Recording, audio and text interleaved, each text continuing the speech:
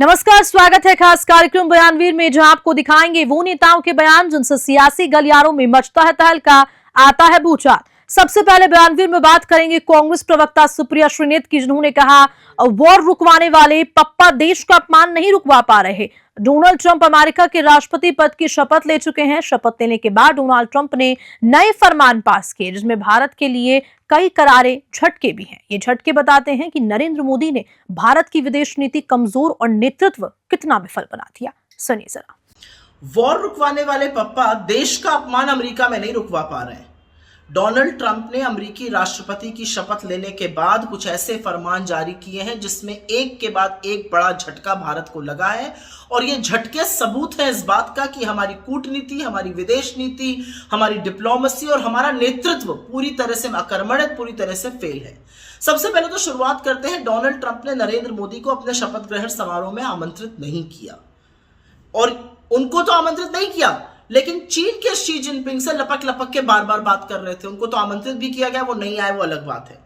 मोदी जी को आमंत्रित नहीं किया, लेकिन खालिस्तानी आतंकी गुरु पतवंत सिंह पन्नू को शपथ ग्रहण के बाद जो पहला लिबर्टी इनॉग्रल बॉल था उसमें बुलाया गया, और वो शख्स वहां पर खालिस्तान जिंदाबाद के नारे लगाता हुआ दिखा। ये अलग बात है कि ट्रंप एडमिनिस्ट्रेशन के किसी भी अधिकारी ने उसको वहां से बाहर नहीं निकाला, और अभी तक भारतीय सरकार ने इस पर कोई आपत्ति नहीं जताई है, कोई शिकायत नहीं दर्ज की है।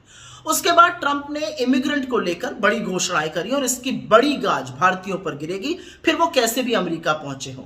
जानकारों के मुताबिक अगर कागजात दोबारा से चेक होते हैं और जांच होती है तो करीब करीब 7 लाख से ऊपर भारतीयों को दिक्कतें आएंगी, उनको मुश्किलों का सामना करना पड़ेगा, और उनको अमेरिका में रहने में दिक्कत हो सकती है। और इसका एक बड़ा खामियाजा रेमिटेंस, जो भारत पैसा भेजते हैं ये लोग, उस पर आएगा, हमारे छात्रों पर आएगा, हमारे वहां पर कार्यरत प्रोफेशनल्स पर भी आएगा।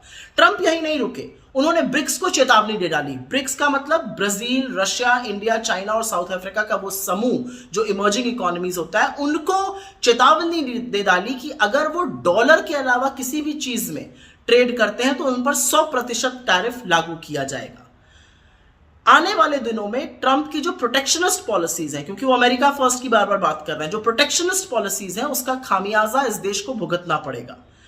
लेकिन समझ में नहीं आ रहा है, सरकार भी चुप है और भक्तों को तो सांप सूंघ गया है। वही बकलोल भक्त जो ट्रंप के लिए यज्ञ कर रहे थे, उनके चुने जाने पर मिठाइयां बांट रहे थे, अब काहे चुप हो, काहे सांप सूंघ गया है। अब बयानवीर में बात करेंगे उपराष्ट्रपति जगदीप धनखड़ की, जिन्होंने एक कार्यक्रम में उत्तर प्रदेश सरकार की तारीफ की और कहा कि विकसित भारत हमारा सपना नहीं, ये हमारा लक्ष्य है। जो पूरे देश में महायज्ञ हो रहा है विकसित भारत के लिए, उसमें सबसे बड़ी आहुति यूपी की है।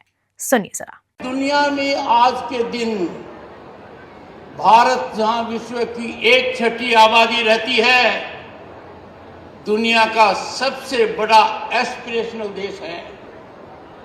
आपने एक कदम उठाया है एस्पिरेशंस का ध्यान देने के लिए, युवा उद्यमियों के लिए। आज आवश्यकता है कि हम चुनौतियों की ओर भी ध्यान दें, क्योंकि जब भारत इतनी बड़ी छलांग लगा रहा है, और विकसित भारत हमारा सपना नहीं, हमारा लक्ष्य है, जो पूरे देश में महायज्ञ हो रहा है विकसित भारत के लिए, उसमें सबसे बड़ी आहुति उत्तर प्रदेश से है। भारतीय अर्थव्यवस्था में उत्तर प्रदेश पहले दिखाई नहीं देता था, दिखाई देता था सिर्फ जनसंख्या के आधार पर आज के दिन जो कीर्तिमान स्थापित हो गया, जमीनी हकीकत है, उत्तर प्रदेश अर्थव्यवस्था में दूसरा स्थान रखता है। और मेरे मन में कोई शंका नहीं है, आने वाले कुछ वर्षों में, क्योंकि उत्तर प्रदेश, उत्तम प्रदेश, उद्यम प्रदेश, इसका तो एक ही स्थान है, नंबर 1, और वहीं पहुंचना है। खास कार्यक्रम में फिलहाल इतना ही। नमस्कार।